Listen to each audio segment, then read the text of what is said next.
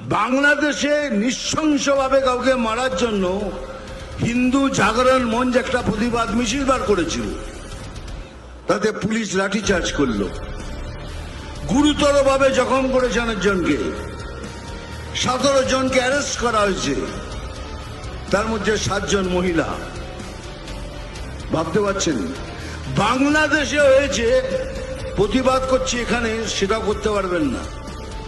তার মানে সোজা ভাষায় এই সরকার বলে দিচ্ছে যা ইচ্ছে তাই করুন, আমরা বাংলাদেশের পক্ষে।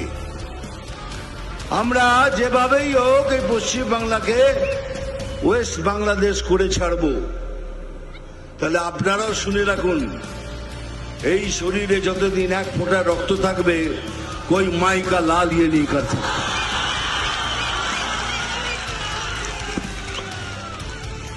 আর সেদিন আসছে, খুব তাড়াতাড়ি আসছে।